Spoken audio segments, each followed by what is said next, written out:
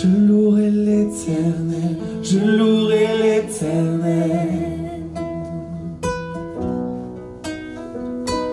Je louerai l'Éternel, je louerai l'Éternel. Encore. Je louerai l'Éternel, je louerai l'Éternel, je louerai. On veut déclarer comme le psalmiste. Je louerai l'Éternel. Tous ceux qui vivent, ceux qui respirent, louent son nom. Que ceux qui vivent, qui respirent, on loue son nom.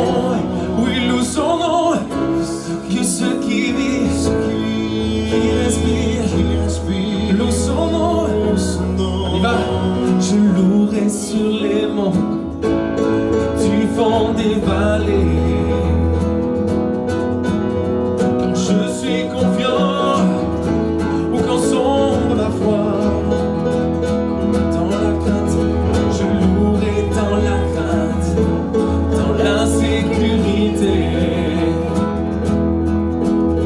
Ma louange est un fleuve qui emporte le souci. Tant que je vivrai, car tant que je vivrai, tout en moi chantera béni l'Éternel, oh mon âme, oh béni l'Éternel, oh mon âme. Je peux louer peu importe ce que je ressens ce matin, je louerai peu importe tout ce que je ressens. Je louerai car je sais que tu restes au contrôle.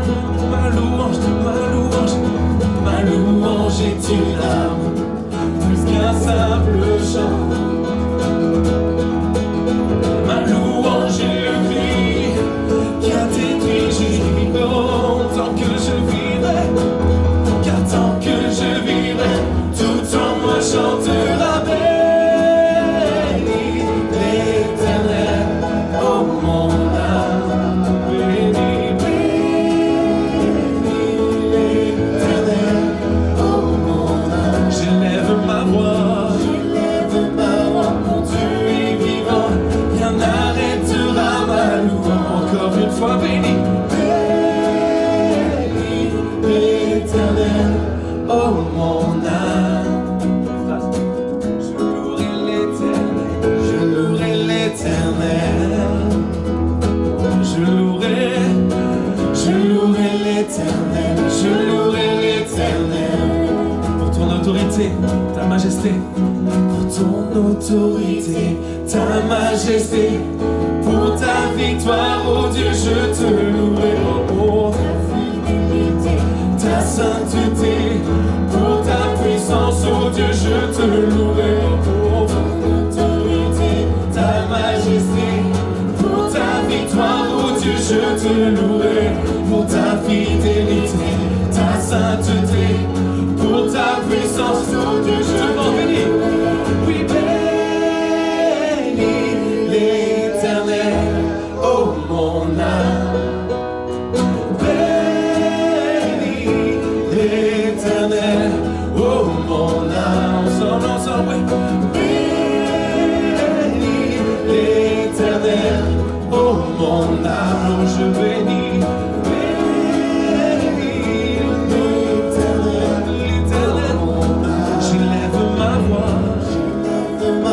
Mon Dieu est vivant, rien n'arrêtera ma louange. Je lève ma voix, mon Dieu est vivant, rien n'arrêtera ma louange. Encore une fois, j'élève, oui, j'élève ma voix, mon Dieu est vivant, rien n'arrêtera ma louange ce matin. Oh, béni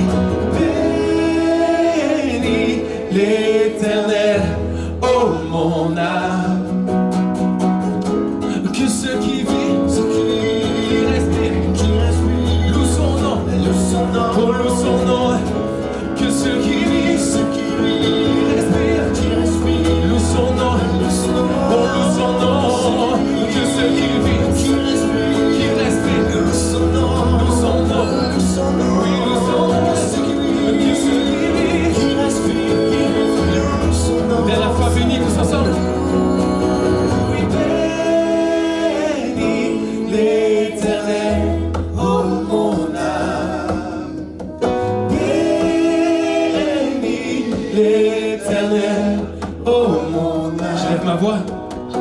J'élève ma voix, mon Dieu est vivant, rien n'arrêtera ma louange. Oh, béni,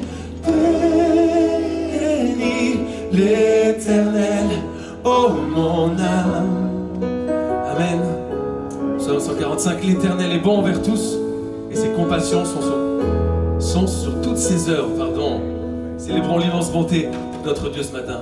J'ai envie de faire ce chant. Dieu, tu es bon. Tout le monde s'en souvient?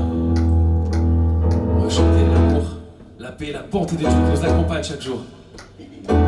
Et bienvenue dans ce lieu, vous faites. Que le Seigneur vous bénisse. Je suis content de vous retrouver. Continuez de louer le Seigneur. Oh Dieu, tu es bon et ta grâce envers nous durera jamais. Dieu, tu es bon et ta grâce envers nous durera jamais. On reprend. Dieu, tu es bon et ta grâce envers nous durera jamais. Dieu, tu es bon et ta grâce envers nous durera jamais.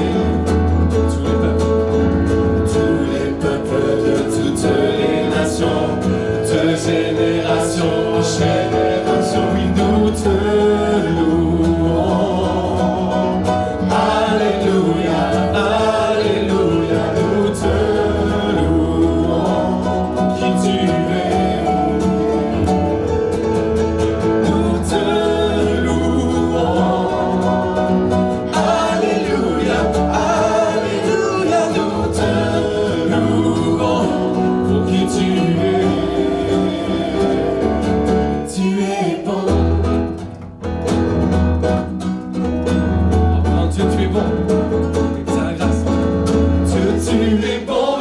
Grâce envers nous durera jamais. Dieu, tu es bon et ta grâce envers nous durera jamais. Tous les peuples, de toutes les nations, de génération en génération, nous te louons. Alléluia, alléluia, nous te louons. Qui tu es, oh, nous te louons. Alléluia, alléluia, nous te louons. Pour qui tu es, et tu es bon. Oui tu es, oui tu es, oui tu es. Si bon, si bon. Oui tu es, oui tu es, oui tu es. Tu es bon. Et tu es bon en tout temps, en tout temps. Tu es bon, et tu es bon en tout temps, en tout temps. Tu es bon, tu es bon. Dieu, tu es bon et ta grâce envers nous durera jamais. Dieu, tu es bon, Dieu, tu es bon et ta grâce envers nous durera jamais. Dieu, tu es bon, Dieu, tu es bon et ta grâce envers nous durera jamais. Encore une fois, oh, Dieu, tu es bon et ta grâce envers nous durera jamais. Tous les peuples de toutes les nations, de génération en génération, nous te louons. Alléluia, alléluia, nous te louons. Pour qui tu es, oh, nous te louons. Alléluia, alléluia, nous te louons. Pour qui tu es, oh, pour qui tu es, pour qui tu es, pour qui tu es, oh, et tu es bon. Le Seigneur, pour tout ce que tu es, pour ta bonté, on veut te louer. On veut aussi te confier nos projets, nos doutes, nos craintes, Seigneur. Tu es puissant, tu es capable de tout. Tu es capable de prendre en main notre destin, de gérer notre avenir, Seigneur. notre amour pour toi grandit chaque jour, Seigneur. On n'a pas forcément les mots, on ne s'exprime pas forcément bien, mais Seigneur, tu entends nos cœurs. Je veux t'apporter le meilleur ce matin, Seigneur Jésus. Merci pour ta présence.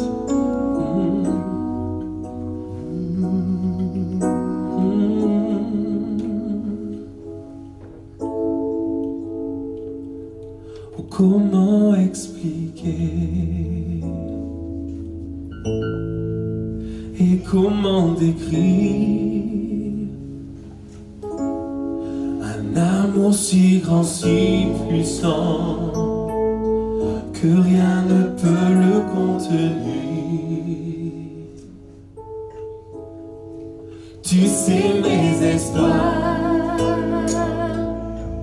Seigneur, tu sais mes craintes, et mes mots sont bien trop petits pour dire tout l'amour que j'ai pour toi. Alors entends mon cœur, mon esprit qui te loue ce matin, entends le chant d'amour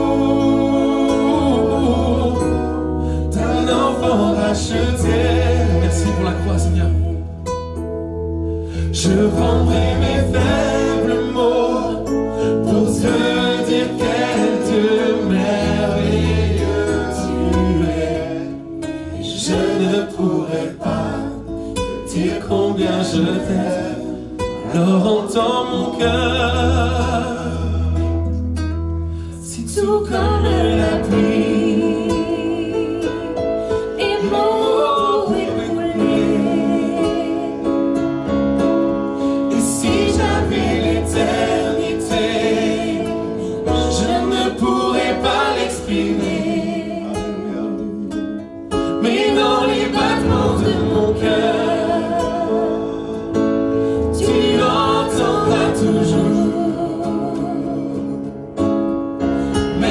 pour la vie, pour la vérité et pour le chemin.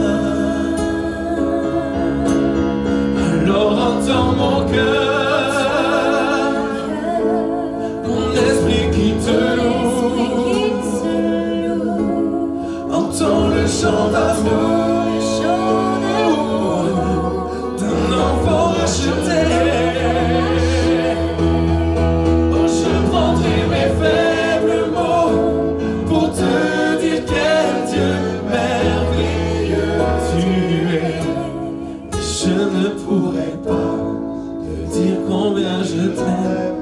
Alors entends mon cœur, je prendrai mes faibles mots. Oui, je prendrai mes faibles mots pour te dire quel Dieu merveilleux tu es. Mais je ne pourrai pas te dire combien je t'aime. Alors entends mon cœur. Et tu entends nos cœurs, Seigneur. Devant l'immensité de ta grandeur, on veut s'incliner ce matin.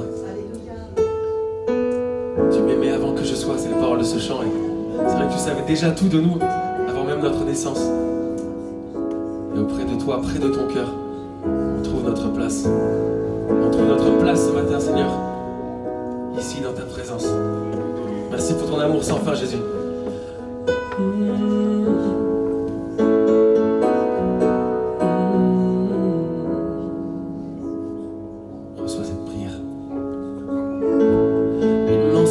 De ta grandeur me montre que je ne suis rien, mais quand tu façonnais la terre, j'étais déjà près de ton cœur.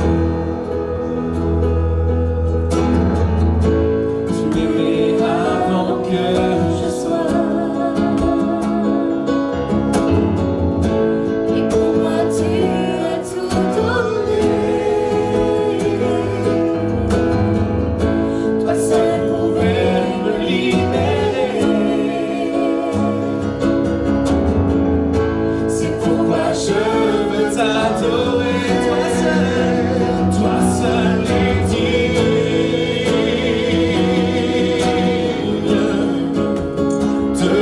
recevoir louange et gloire pour l'éternité. Toi seul est digne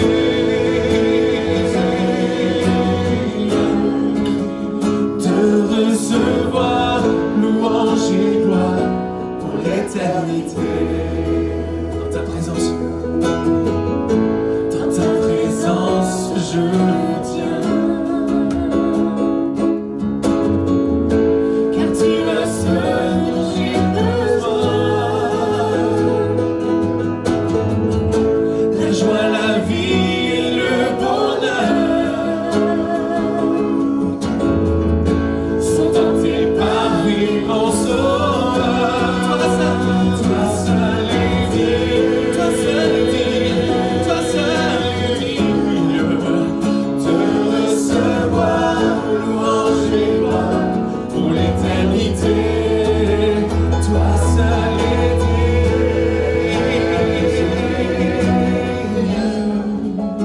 de recevoir louange et gloire pour l'éternité. Chantons Alléluia. Alléluia.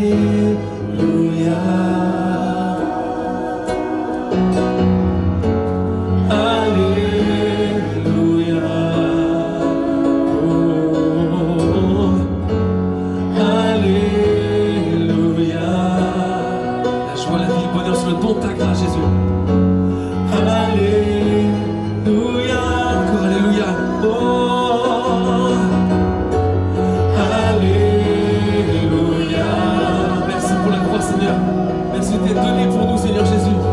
Merci pour ton sacrifice, pour cette vie que nous pouvons vivre aujourd'hui, Jésus. Alléluia. Alléluia.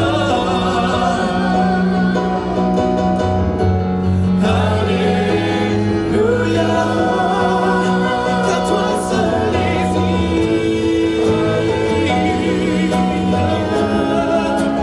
de recevoir louange et gloire pour l'éternité. Toi seul est digne de recevoir louange et gloire pour l'éternité.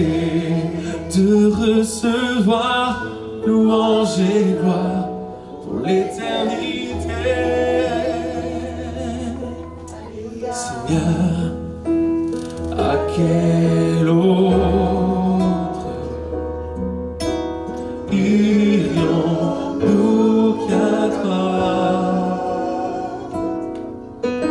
Tu as les paroles de la vie éternelle. Et nous avons cru, et nous avons connu, oui, que tu es le Christ, le Fils du Dieu vivant. Seigneur, à quel autre irions-nous qu'à toi? Tu as les paroles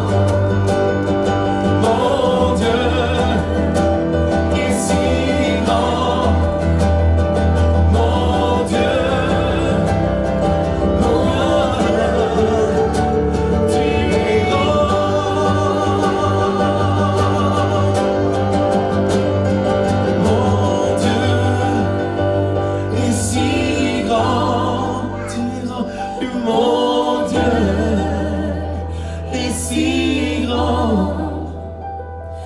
Mon Dieu, combien tu es grand. Le Seigneur, on est émerveillé devant l'immensité de ta grandeur, Seigneur Jésus. Seigneur, tu me cherches, tu me connais. Et si je t'oubliais, je sais que tu m'aimes.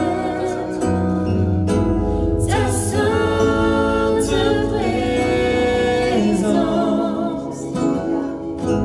elle m'environne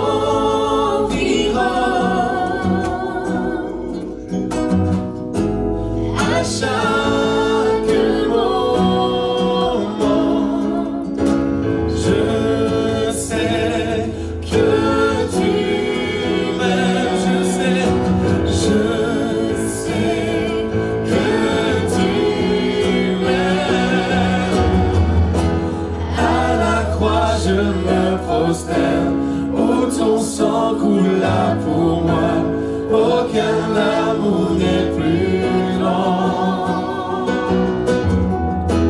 Tu as gagné sur la mort, ta gloire remplit les lieux très hauts. Rien ne peut nous séparer.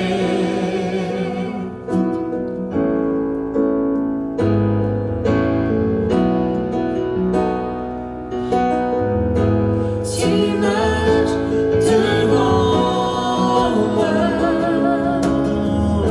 tu gardes mes pas, ta main me soutient. Je sais que tu m'aimes, je sais que tu m'aimes. À la croix je me prosterne, où ton sang coula pour moi.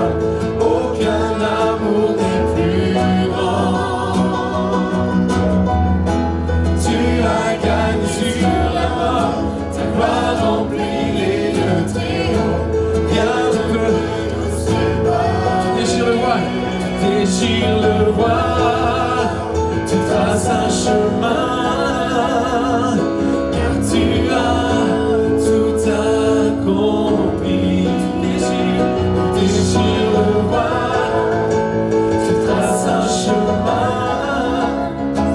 Car tu as tout accompli.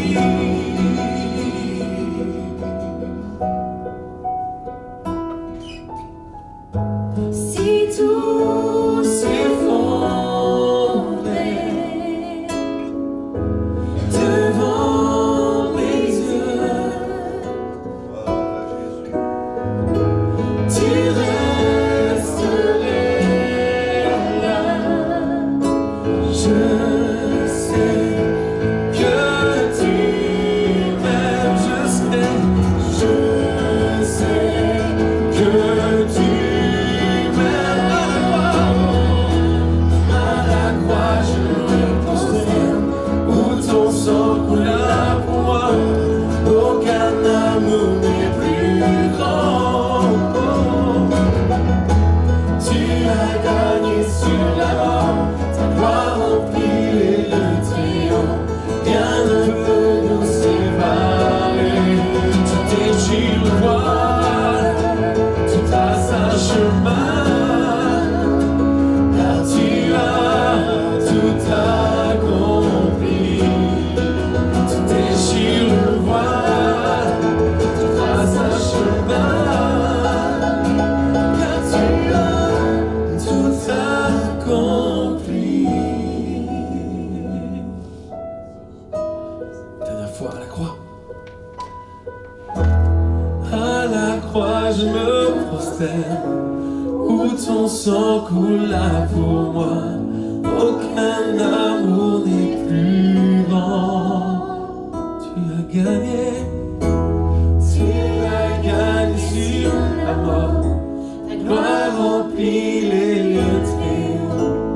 rien ne peut nous séparer.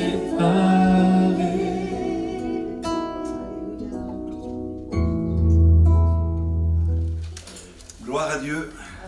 Bienvenue à tous ce matin. Nous sommes heureux de passer ce temps dans la communion fraternelle et d'offrir à notre Seigneur notre louange et notre adoration. Alléluia. Nous terminons cette année 2024.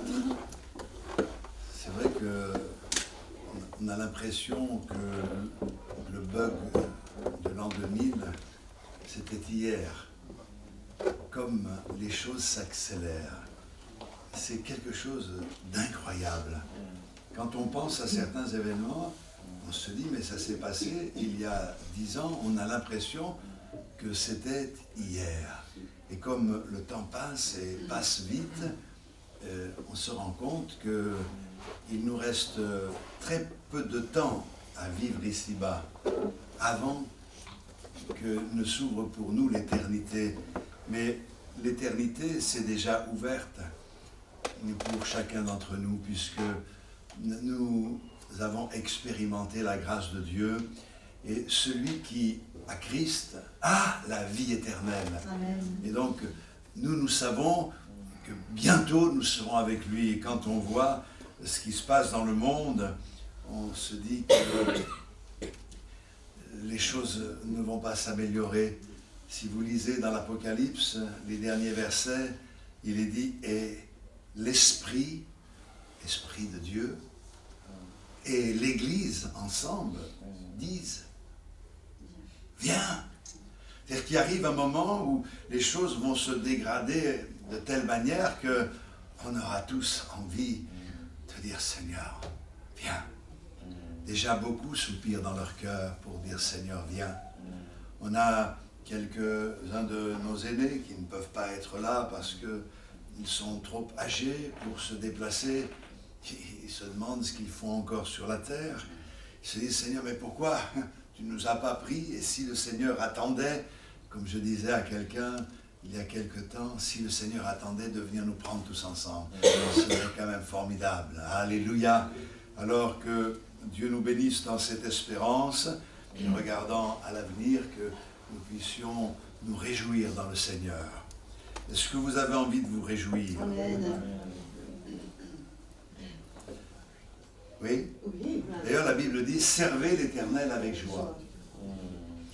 Alors, quel est le contraire de la joie? La tristesse? La tristesse? Eh bien non. Le contraire de la joie, c'est l'incrédulité. Eh oui. Le contraire de la joie, c'est l'incrédulité. Parce que quand on croit, on ne peut pas s'attrister outre mesure. On a tous des moments de tristesse, mais on se ressaisit. Car celui qui a fait la promesse est fidèle. Amen. Et la Bible dit que quand on traverse la vallée de Baca, la vallée des larmes, on la transforme. Nous qui la traversons en un lieu plein de sources, et Dieu la couvre de ses bénédictions. Et je crois que c'est notre disposition de cœur qui fait la différence. Je voudrais ce matin vous parler des bienfaits de faire connaître à Dieu nos besoins. Nous avons des besoins, c'est normal, mais quels sont les bienfaits de faire connaître à Dieu nos besoins? Philippiens, chapitre 4. On connaît bien ce texte, on va le relire, mais nous en lirons d'autres. Philippiens 4, 4. Philippiens 4, 4. Réjouissez-vous toujours dans le Seigneur. Je le répète, réjouissez-vous. Que votre douceur soit connue de tous les hommes. Le Seigneur est proche. Ne vous inquiétez de rien, mais en toute chose faites connaître vos besoins à Dieu par des prières et des supplications avec des actions de grâce.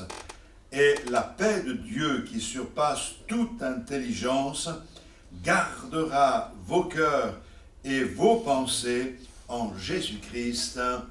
Amen. On connaît bien ce texte de l'Écriture et ce texte nous parle de nous réjouir en permanence. Le Seigneur est proche, le Seigneur arrive, il vient bientôt pour nous chercher et il veut que la paix soit dans nos cœurs. La Bible nous dit que le Seigneur vient chercher une église sans tache et sans ride. Le Seigneur veut continuer à nous laver, à nous purifier, même s'il l'a déjà fait par l'œuvre de la croix, par le moyen de sa parole, il œuvre dans notre vie. Mais il veut que nous restions sans ride, c'est-à-dire que nous restions une église jeune, qui ne vieillit pas. Alors, les apparences sont ce qu'elles sont, mais dans notre cœur, nous devons être renouvelés. En plus, quand on est inquiet, on se ride. Quand on se réjouit, on se déride. C'est pour cette raison que le Seigneur veut que nous soyons dans la paix, déridés, joyeux, en sachant que le Seigneur contrôle toutes choses. Nous ne contrôlons pas tout et nous ne contrôlons rien du tout. Mais lui, il contrôle toutes choses, à lui soit toute la gloire. Mais lorsque le désespoir s'empare de nous, lorsque l'inquiétude remplit nos âmes et lorsque petit à petit la vie s'en va, alors nous sommes dans une profonde tristesse. Je crois qu'il n'est aucune tristesse plus grande que la mort de notre cœur. C'est qu'on peut être mort tout en étant vivant. C'est ce que nous étions autrefois avant de connaître le Seigneur, mais c'est ce que nous pouvons connaître comme situation si nous nous éloignons du Seigneur. Et c'est pour cette raison que le Seigneur nous tend la main constamment, il nous veut à lui. Non, n'abandonne pas, ne reste pas en arrière, viens parce que je t'attends. Et quelle espérance glorieuse nous avons dans le Seigneur. Nous bronchons tous d'une manière ou d'une autre et beaucoup sont tombés sur le bord du chemin, mais le Seigneur vient pour les relever. La grâce de Dieu continue à agir dans nos vies.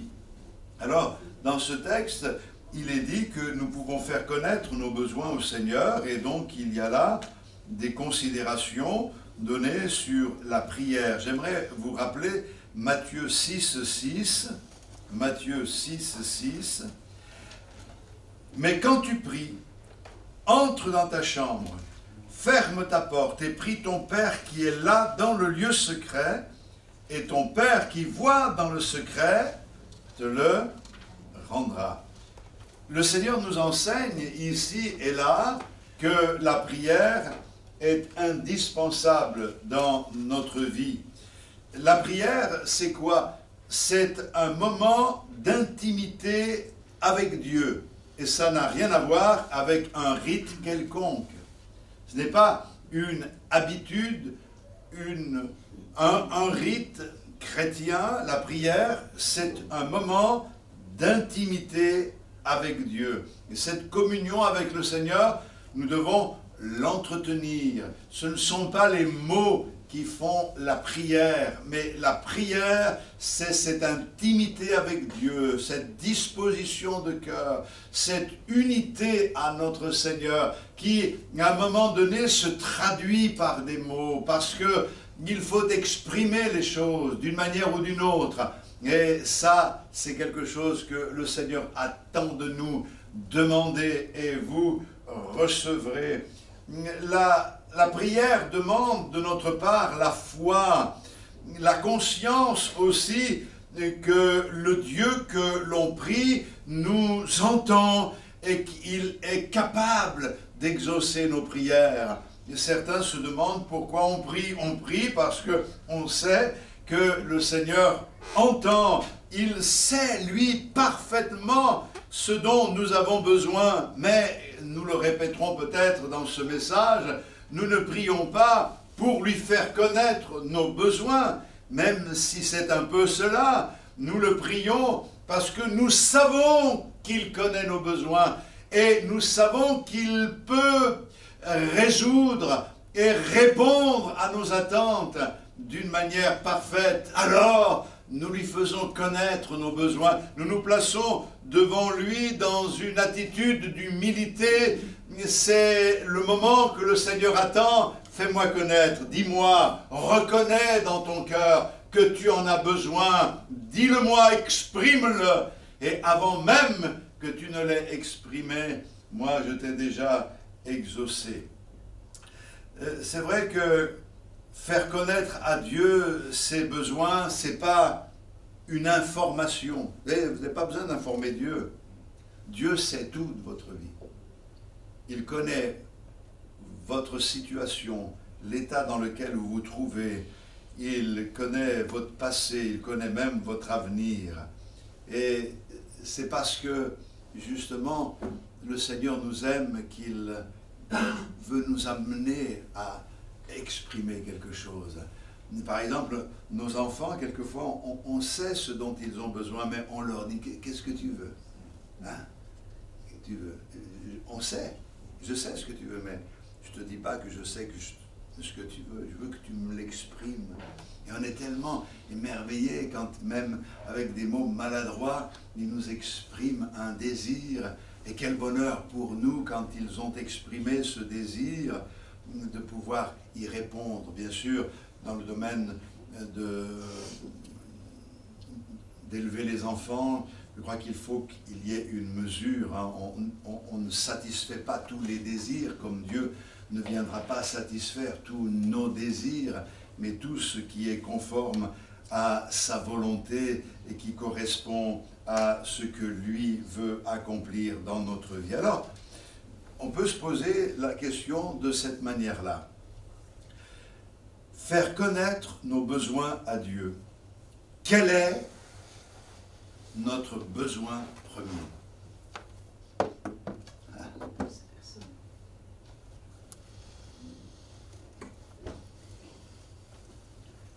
Oui, vous avez tous raison, parce que vous n'avez rien répondu. Lui.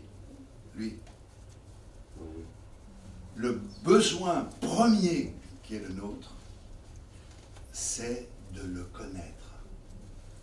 Alors, bien sûr, on le connaît, mais le Seigneur veut se révéler à nous. Il veut se révéler à nous d'une manière toute particulière. Alléluia. La Bible nous dit ceci, Matthieu 11, 27, « Toutes choses m'ont été données par mon Père, et personne ne connaît le Fils si ce n'est le Père. Personne non plus ne connaît le Père si ce n'est le Fils et celui à qui le Fils veut le révéler. » Une belle parole. Ça veut dire que nous ne pouvons pas connaître le Père qui n'est connu que par le Fils si le Fils ne nous rend pas participants à cette découverte-là. Et parce que nous sommes là ce matin, nous devons réaliser le privilège qui est le nôtre, car nous faisons partie de ceux qui connaissent le Père, parce que le Fils a voulu nous le révéler. Et le Fils a voulu nous le révéler parce qu'il a vu quelque chose dans notre cœur qui correspondait à son attente. Ce matin, je veux bénir le Seigneur parce que je veux connaître le Seigneur, je veux connaître le Père, je veux connaître Dieu de tout mon cœur. Mais si je veux le connaître, c'est parce que lui crée en moi le vouloir et le faire. Nul ne vient au Père que par moi, dit Jésus. Nul ne vient au Père que par moi. Personne ne peut venir à Dieu s'il n'y a pas cette action divine dans sa vie. Je me souviens alors de l'expérience beaucoup plus ancienne de Moïse. Moïse connaissait le Seigneur. Mais Moïse a fait connaître à Dieu son besoin de le connaître. Ce matin, c'est beau terminer cette année, mais avec ce désir de pouvoir commencer l'année nouvelle. Seigneur, je veux te faire connaître mon besoin de te connaître. Alors, dans Exode au chapitre 33, le verset 18, Moïse se tient devant le Seigneur. Et au verset 17, on va lire, « L'Éternel dit à Moïse, « Je ferai ce que tu me demandes, car tu as trouvé grâce à mes yeux, et je te connais par ton nom. » Moïse dit, « Fais-moi voir ta gloire. » L'Éternel répondit, « Je ferai passer devant toi toute ma bonté, et je proclamerai devant toi le nom de l'Éternel. Je fais grâce à qui je fais grâce, et miséricorde à qui je fais miséricorde. » Alléluia. Jusque-là, Moïse avait reçu une certaine connaissance de Dieu. Il avait expérimenté sa grâce de diverses manières, même s'il a gardé le troupeau de son beau-père pendant 40 ans, il a voulu libérer son peuple avant que cela n'arrive. Pourquoi? Parce que Dieu s'était déjà révélé à lui. Dieu se révèle à Moïse par le buisson ardent. Il y a une certaine connaissance, une certaine relation établie entre Moïse et Dieu. Mais face aux besoins qui sont devant lui, un désir naît dans le cœur de Moïse. Il ressent la nécessité d'une révélation plus précise, plus personnelle. Seigneur, fais-moi voir ta gloire. Et moi je crois que nous connaissons tous le Seigneur plus ou moins. Mais ce que le Seigneur aimerait trouver dans notre cœur, c'est ce début de prière. Seigneur, fais-moi voir ta gloire. La réponse du Seigneur est très claire. Je ferai passer devant toi toute ma bonté et je proclamerai devant toi le nom de l'Éternel. Je fais grâce à qui je fais grâce et miséricorde à qui je fais miséricorde. La manière dont Dieu se révèle à lui suite à cette prière ici est symbolique de la révélation que Dieu nous accorde au travers de la personne de son Fils, Jésus-Christ, notre Sauveur bien-aimé. Je ferai passer devant moi ma bonté, ma miséricorde. La grâce et la miséricorde sont venues par Jésus-Christ. Et ceux qui croient en Jésus-Christ ont vu la gloire de Dieu par lui. Oui, la gloire du Seigneur resplendit sur la face de Christ. Nous étions privés de la gloire de Dieu, mais maintenant nous avons vu briller la gloire de Dieu sur le visage de notre Seigneur. De la même manière que Dieu s'est révélé et s'est montré de dos à Moïse, car Dieu dit « Nul ne peut me voir et vivre ». On ne peut pas le voir face à face et vivre, mais nous savons que quelqu'un dans la gloire l'a vu et a été le messager pour refléter cette gloire dans ce monde. C'est notre Seigneur Jésus-Christ. Ce qui veut dire, d'une manière beaucoup plus simple, ce matin, c'est que nous pouvons voir la gloire de Dieu au travers de Jésus-Christ. Nous pouvons comprendre et connaître ce que Dieu est au travers de Jésus-Christ. Nous pouvons comprendre la parole de Dieu au travers de Jésus-Christ. Si on enlève Jésus-Christ, on ne comprend plus rien, on est dans la confusion. Seigneur, je veux mieux te connaître. Viens exaucer ma prière. Alors, nous le connaissons. nous savons qui il est, nous savons ce que le Seigneur a fait pour nous, mais Dieu veut se révéler à nous d'une manière plus intime. Il veut nous donner une vision de qui il est, plus grande, plus claire. Un peu comme apercevant quelqu'un de loin, on se dit, tiens, il me fait penser à quelqu'un, plus on s'approche, plus on discerne les traits de la personne pour en arriver à dire c'est lui. Nous savons que c'est lui qui vient à notre rencontre, mais nous voulons nous approcher et nous approcher tellement près de lui que nous pouvons discerner les traits de ce qu'il est. Dieu est d'esprit et la révélation que nous avons de Dieu vient du Saint-Esprit à notre esprit. Le connaître, c'est là ce que nous voulons. Ne t'ai-je pas dit, dit le Seigneur, que si tu crois, tu verras la gloire de Dieu. Crois ce matin. Ça, c'est le premier des besoins. Mais je laisse cet aspect qui est pour moi le plus important parce que à partir du moment où on le connaît, tout coule de source. Mais dans le texte que nous avons lu en introduction, nous comprenons que nous pouvons faire connaître à Dieu nos inquiétudes. Alors je vais répéter ce que j'ai déjà dit d'une autre manière. Nous n'apprenons rien à Dieu en priant.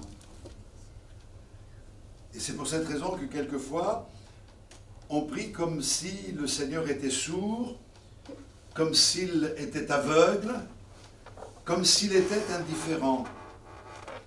Alors, crier à Dieu, c'est pas forcément donner de la voix, même si quelquefois ça peut l'être, mais crier à Dieu, c'est le cri qui résulte d'un cœur qui est convaincu et en même temps qui veut tellement que les choses changent que ce cri jaillit des profondeurs de son âme.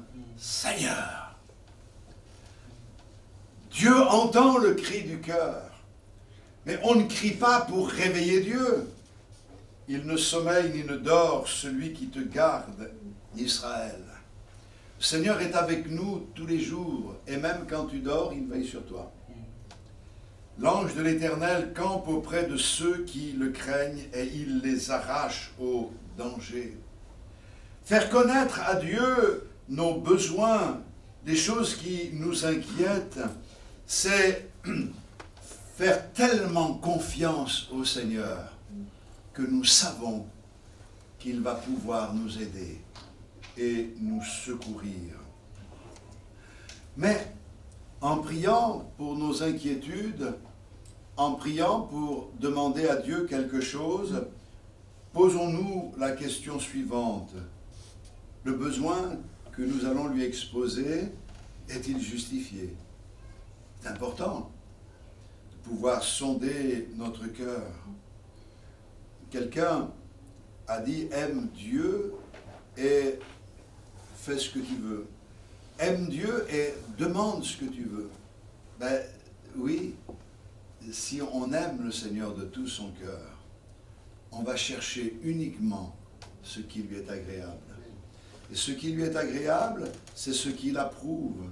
Et ce qu'il approuve, c'est ce qui entre dans sa volonté. Et demander selon la volonté de Dieu, c'est être assuré d'être exaucé. Alors, il y en a qui demandent à Dieu des tas de choses tellement inutiles. J'avais raconté ici que des chrétiens étaient venus me voir pour que je prie pour eux, mais je ne comprenais pas trop pour quelle raison, parce qu'ils étaient un peu confus, ils n'avaient pas trop, ils n'osaient pas trop, ils voulaient que je prie pour qu'ils gagnent le loto. Ils ont dit comme ça on donnera la dîme. Non, déjà le principe n'est pas bon, ils auraient dû garder la dîme et donner le reste, mais ensuite le Seigneur ne rentre pas dans ces considérations-là, et c'est vrai que quelquefois on pense que ce sera la solution, ce serait la solution, mais la solution n'est pas dans les biens matériels. Dieu connaît ce qui se passe dans notre cœur. Notre cœur, c'est un monde, Dieu nous connaît.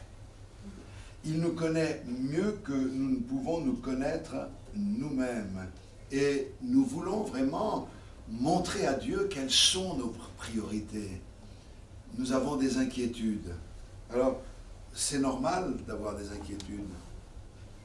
Même le chrétien le plus établi, celui qui a une relation avec le Seigneur authentique, peut avoir des moments d'inquiétude. Des moments.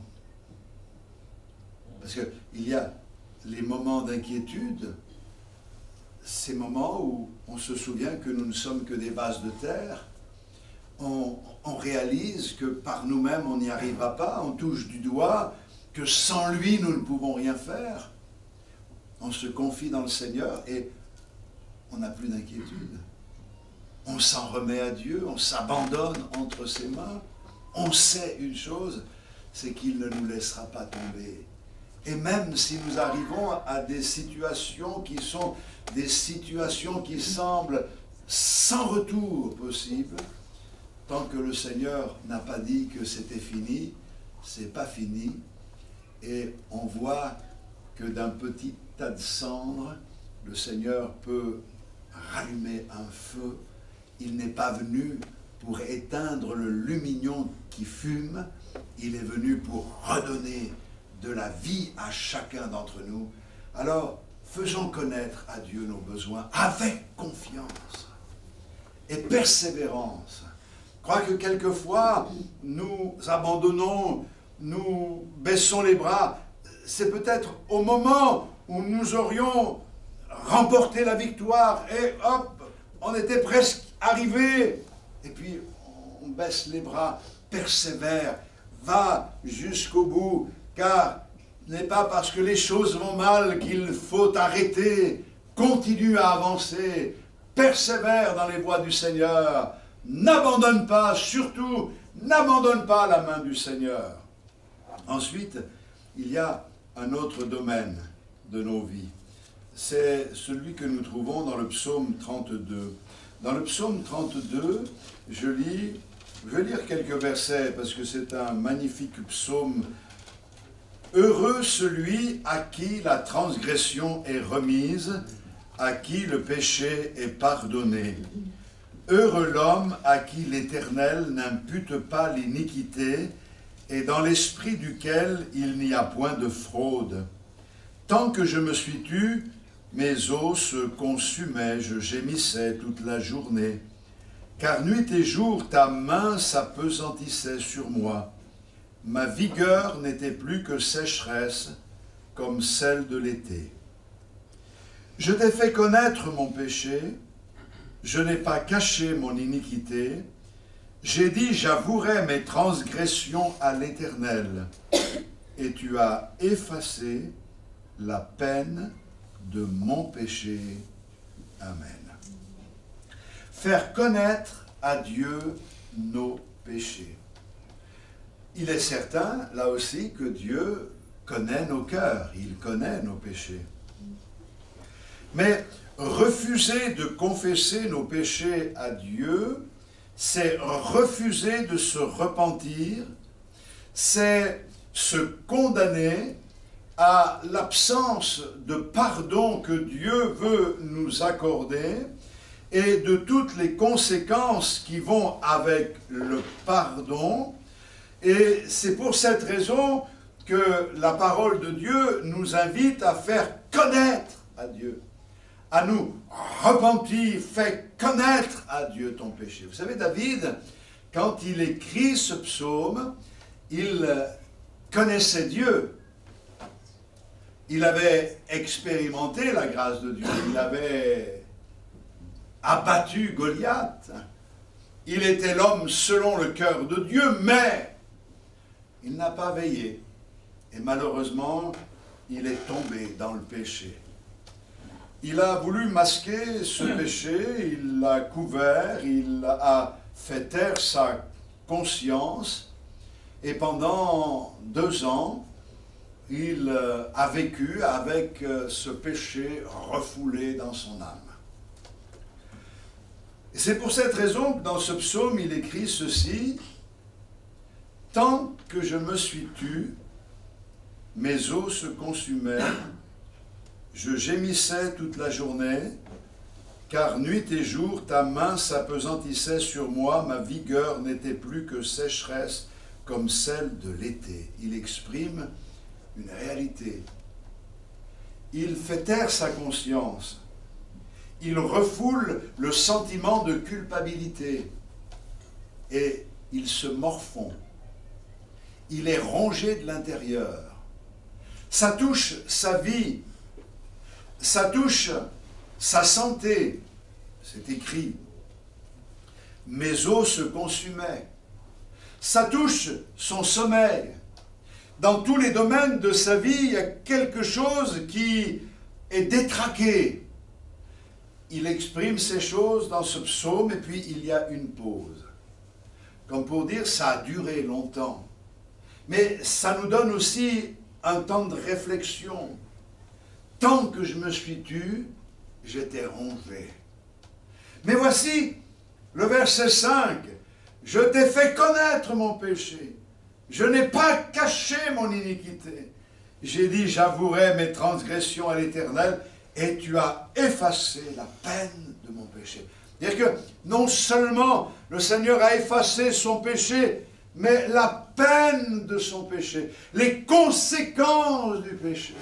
Ça, c'est le pardon de Dieu. À un moment donné, il réalise qu'il a besoin du Seigneur. Il va venir au Seigneur et il va dire, Seigneur, c'en est trop. Pendant trop longtemps, je me suis tu. J'ai refoulé ce sentiment de culpabilité. Aujourd'hui, je ne veux rien te cacher. Je t'ouvre mon cœur. Non pas que cela était caché aux yeux de Dieu, mais lui, il le cachait parce qu'il ne voulait pas affronter la réalité de la gravité du péché dans sa vie. Mais là, il ouvre son âme, il ouvre son cœur, il fait connaître son péché. Et le Seigneur lui accorde le pardon. Et non seulement le pardon, mais les choses reviennent dans l'ordre, dans sa vie. La gloire de Dieu se manifeste d'une manière particulière. Mes frères et sœurs, nous connaissons le Seigneur. Et nous savons qu'il nous a tout pardonné à la croix du Calvaire. Mais le Seigneur dit que celui qui est lavé a besoin de se laver les pieds pour être entièrement pur. Et parce que nous marchons sur cette terre, eh bien nous nous salissons d'une manière ou d'une autre. Et c'est pour cette raison que nous avons besoin constamment de venir au Seigneur pour lui dire, pardon Seigneur, lave-moi, enlève ma souillure, enlève mon péché, pardonne-moi de cette faute.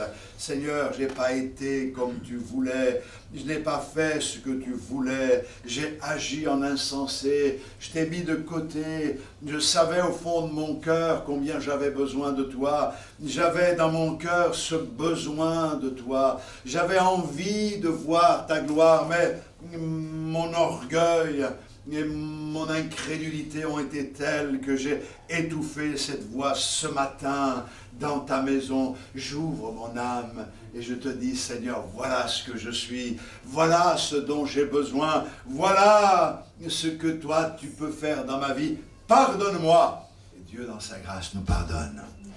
C'est formidable de savoir que nous avons un Dieu qui ne se lasse pas de pardonner. On pourrait dire un mot aussi sur faire connaître à Dieu nos besoins de direction.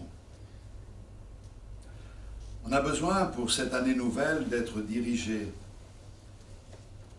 Le psalmiste disait dans le psaume 25 et le verset 4, « Fais-moi connaître, Éternel, tes voies, enseigne-moi tes sentiers. » Fais-moi connaître le chemin où je dois marcher. Psaume 143, verset 8. C'est important de savoir le chemin sur lequel le Seigneur veut que nous marchions. L'homme ne sait pas trouver par lui-même la direction de Dieu. Vous savez, quand le Seigneur dit que nous sommes des brebis dans son troupeau, ça ne veut pas dire que nous sommes des personnes avec une intelligence, une sagesse extraordinaire. Vous savez, la particularité des brebis, c'est qu'elles ne peuvent pas se suffire à elles-mêmes. Une brebis n'a pas le sens de l'orientation. Si, par mégarde, elle s'égare, elle est perdue, elle ne sait pas dans quelle direction aller. Elle n'a pas le flair pour retrouver son chemin, elle est perdue. Et la brebis perdue, si le berger ne va pas la chercher, elle est perdue. Encore cette année, à l'Égual, il y avait une brebis perdue, je suis allé voir en passant le berger pour lui dire, il y a une brebis qui est perdue, elle est belle, elle ne sait pas où elle est, quoi. Donc il est allé la chercher. Alors avant, le berger la mettait sur ses épaules pour la ramener à la bergerie. Maintenant, ils arrivent avec des camionnettes. Hein, c'est moderne aujourd'hui. Mais quoi qu'il en soit, c'est ce qui se passe. Et nous n'avons pas le sens de l'orientation. Nous étions autrefois comme des brebis errantes. On cherchait, on bêlait. On avait besoin de quelqu'un pour nous guider. On a cherché nos guides dans ce que le monde peut offrir aujourd'hui. Vous avez des guides qui sont dans les maisons par le moyen des réseaux sociaux que l'on appelle des influenceurs, des influenceuses qui vous influencent et qui vous poussent à dépenser votre argent d'une manière ou d'une autre, mais ce ne sont pas eux qui peuvent sauver nos vies. On est plein d'engouement pour certaines choses, on se laisse avoir, mais le seul qui doit guider nos pas, c'est notre Seigneur Jésus-Christ. C'est lui qui doit guider nos vies. L'homme ne sait pas, mais la prière, c'est encore le moyen de faire connaître à Dieu ce besoin. Et le Seigneur veut y répondre. Et je voudrais vous dire ce matin, de la part du Seigneur, que le Seigneur veut vous montrer le chemin sur lequel vous devez marcher. Mais il ne vous le révélera qu'à une seule condition, que s'il voit dans vos cœurs que vous avez réellement l'intention de le suivre. Parce que, le raisonnement est simple, à quoi me servirait-il de te montrer le chemin, sachant très bien que tu n'iras pas? Ça ne sert à rien. Alors, Seigneur, on ne sait pas par où aller. Oui, mais ça commence par le désir. Celui qui veut faire la volonté de Dieu connaîtra. Voilà ce que la parole de Dieu nous enseigne. Le désir doit être dans notre cœur pour pouvoir connaître la volonté de notre Seigneur. Mais le Seigneur promet dans le psaume 32, nous avons lu dans le psaume 32 il y a quelques instants, mais j'aime bien le verset 8, « Je t'instruirai et te montrerai la voie que tu dois suivre, je te conseillerai, j'aurai les regards sur toi. » Ne vous conformez pas, dit Paul aux Romains, au chapitre 12, verset 2, au siècle présent, mais soyez renouvelés dans votre intelligence. D'ailleurs, on pourrait lire exactement les paroles de ce verset Romains 12, 2. Ne vous conformez pas au siècle présent, mais soyez transformés par le renouvellement de l'intelligence, afin que vous discerniez quelle est la volonté de Dieu, ce qui est bon, agréable et parfait. On se souvient également d'autres textes, peut-être que c'est bien d'en lire encore un, Ésaïe au chapitre 55, regardez, verset 7, « Que le méchant abandonne sa voie et l'homme d'iniquité ses pensées, qu'il retourne à l'Éternel, qui aura pitié de lui, à notre Dieu qui ne se lasse pas de pardonner, car mes pensées ne sont pas vos pensées, et vos voies ne sont pas mes voies, dit l'Éternel. Autant les cieux sont élevés au-dessus de la terre, autant mes voix sont élevées au-dessus de vos voix, et mes pensées au-dessus de vos pensées. Et puis, ensuite, il y a un texte extraordinaire. Comme la pluie et la neige descendent des cieux et n'y retournent pas sans avoir arrosé, fécondé la terre et fait germer les plantes, sans avoir donné de la semence au semeur et du pain à celui qui mange, ainsi en est-il de ma parole qui sort de ma bouche. Elle ne retourne point à moi sans effet, sans avoir exécuté ma volonté et accompli mes desseins. Le Seigneur dit, reviens, retourne, reviens à moi. Mais le Seigneur dit que ces pensées ne sont pas nos pensées. Et parce que nos pensées ne sont pas les pensées de Dieu, nous voulons que nos pensées s'alignent à ses pensées. Nous voulons nous soumettre à sa volonté. Fais-moi connaître ta volonté. Je veux savoir par quel chemin aller. Je veux savoir ce qu'il faut que je fasse pour être agréable au Seigneur. Et le Seigneur dit, je suis prêt à te le dire, à te le révéler, même si tu sais beaucoup de choses, à condition que je vois dans ton cœur la disposition à faire ma volonté. Je vais terminer avec le psaume 142, le verset 2, la prière de David. Il est dans la caverne. De ma voix, je crie à l'Éternel. De ma voix, j'implore l'Éternel. Je répands ma plainte devant lui.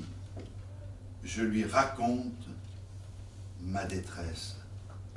Quand mon esprit est abattu au-dedans de moi, toi, tu connais mon sentier.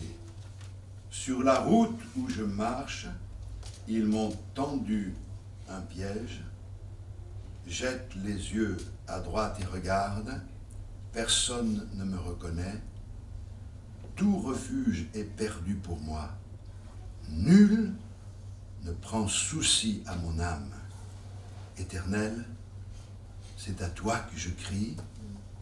Je dis, tu es mon refuge, mon partage sur la terre des vivants. Alléluia. Je pourrais lire la suite, mais vous le lirez à la maison. Je crois que nous pouvons faire connaître à Dieu nos peines. Est-ce qu'il y a des choses qui vous peinent? Est-ce qu'il y a des choses qui vous affligent? Le psalmiste est passé par des chemins où il était tellement abattu que les gens ne le reconnaissaient même pas. Il était dans une telle détresse qu'il n'avait aucune solution de repli. Et c'est pour ça qu'il dit, c'est vers toi que je crie, Seigneur. Dans la lamentation de Jérémie au chapitre 2 et le verset 19, il est dit, lève-toi, pousse des gémissements à l'entrée des veilles de la nuit, répands ton cœur comme de l'eau en présence du Seigneur, lève les mains vers lui pour la vie de tes enfants qui meurent de faim au coin de toutes les rues. Je voudrais peut-être dire un mot simple. Il y a des choses qui nous attristent. Et quelquefois, les choses qui nous attristent concernent nos enfants. Sont-ils éloignés du Seigneur? Sont-ils affamés loin de Dieu? Connaissent-ils des situations compliquées? Le Seigneur dit, écoute, prends le temps, lève-toi, pousse des gémissements, répands ton cœur comme de l'eau, lève les mains vers lui pour la vie de tes enfants. Tout ce qui est un sujet de peine, et on ne peut pas minimiser les choses, doit être l'objet d'un sujet de prière que nous présentons au Seigneur pour qu'il intervienne et qu'il se manifeste. Et nous avons la certitude que le Seigneur est celui qui exauce la prière. Il dit, vas-y, prie, lève les mains, intercède. Et il nous dit en même temps, je suis là pour t'exaucer. Je vais quand même apporter une conclusion, tant pis. Après tout, j'aurais plus l'occasion de parler pour cette année.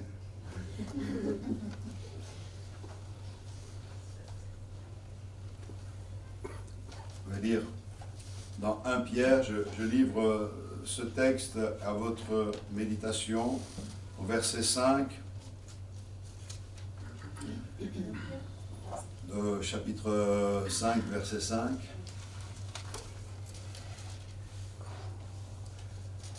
De même, vous qui êtes jeunes, soyez soumis aux anciens, et tous, dans vos rapports mutuels, revêtez-vous d'humilité, car Dieu résiste aux orgueilleux, mais il fait grâce aux humbles. Écoutez bien la suite.